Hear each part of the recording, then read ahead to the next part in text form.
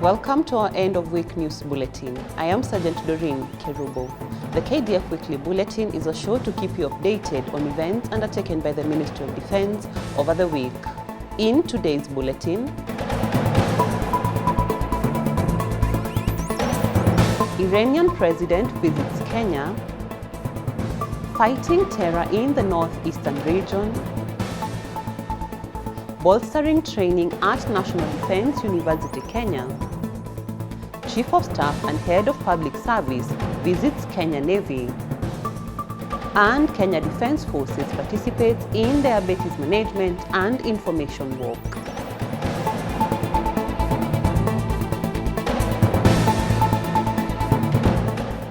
To begin our broadcast tonight, Honorable Aden Duale, Cabinet Secretary for Defense, alongside his counterpart from the Ministry of Foreign and Diaspora Affairs, Dr. Alfred Mutua, received the President of the Islamic State of Iran, His Excellency Dr. Ibrahim Raisi. The Iranian President was on a one-day state visit to Kenya. Here is our reporter with more on the story.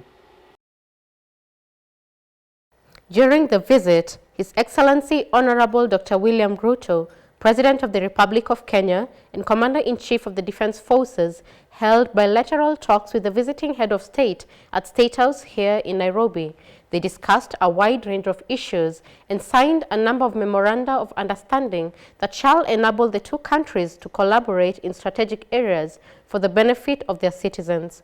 Thereafter, CS Duale accompanied His Excellency Raisi to Parliament buildings, where he laid a wreath at the mausoleum of Kenya's founding president, Mzee Jomo Kenyatta. In fighting terror, Honorable Aden Duale, the Cabinet Secretary for Defense, held a series of meetings with security and intelligence teams in the northeastern region in a bid to find lasting peace and stability in the area. The Cabinet Secretary reiterated the importance of collaboration between locals and security agencies in fighting terrorism and violent extremism posed by Al-Shabaab. Here is more. Kushikana na Provincial Administration, kushikana na Kenya Defense Forces and other security agencies to work with the government and give vital information. Na tutembee bega kwa bega to dismantle and destroy Al-Shabaab once and for all. Honorable Duale implored upon the locals to work together with security agencies, noting that security is a joint responsibility for every citizen. His sentiments were reiterated by the leaders who accompanied him and noted that good rapport with security agencies enhances information sharing, which is key in degrading terrorism. Moving on to enhancing efficiency and effectiveness in training, General Francis Ogola, Chief of the Defense Forces, chaired the 4th Regular Council meeting of the National Defense University, Kenya at the International Peace Support Training Center in Karen, Nairobi. The council, being the governing body of the university, has played a key role in supporting the university management by setting up critical governing structures, recruiting primary staff, and developing key infrastructure. Our reporter has the details. The Chief of Defense Forces exuded confidence on the experience and diversity of the membership of the Council and implored upon them to steer the institution to its vision of being a center of excellence in training, education, and research in national security and strategy, not only in the region, but in the world. In other news, Mr. Felix Koskei, the Chief of Staff and Head of Public Service, paid a courtesy call on Major General Jimson Mutai, Commander Kenya Navy in Mtongwe, Mombasa County. During his visit, Mr. Koskei was briefed on the organization of the Kenya Navy and the roles of the service in national security, as well as the operations conducted to ensure maritime security in the Western Indian Ocean. He also toured the Kenya Shipyard Limited Mombasa Shipyard and was enlightened on its organization and roles in harnessing the shipbuilding potential. Moving on, Mr. Patrick Mariru, the Principal Secretary for Defense, hosted the Governor for Nairobi City County, Honorable Johnson Sakaja, who paid him a courtesy call at the Defense Headquarters here in Nairobi.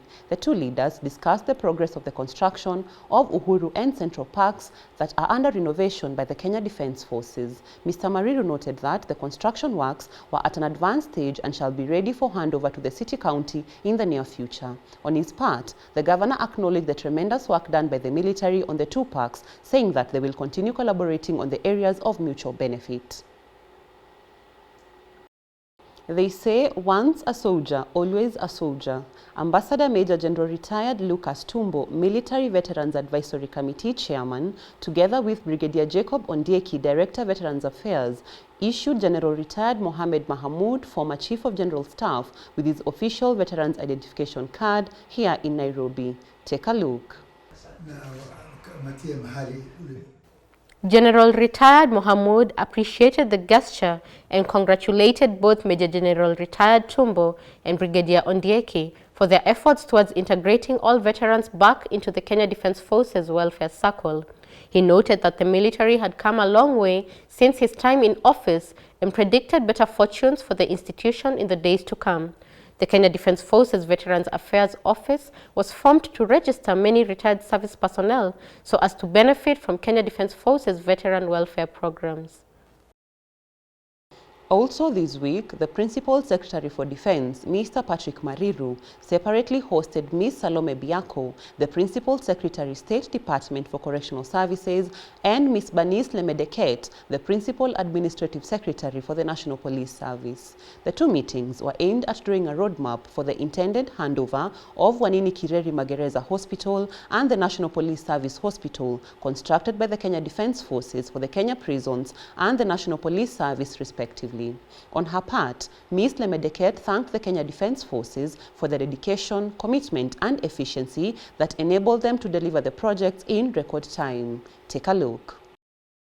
Mr. Mariru noted that both hospitals were complete, fully equipped and ready for handover to be used by the Kenya Prisons and National Police Service, their families and dependents. Each of the two Level 4 hospitals have a bed capacity of 150 patients and have imitated the design of the Kenya Defence Forces Regional Level 4 hospitals constructed in Nairobi, Isiolo, Eldoret and Nakuru. The facilities have key sections including intensive care units, a maternity wing, male and female wards, and a helipad for aerial evacuation, among others.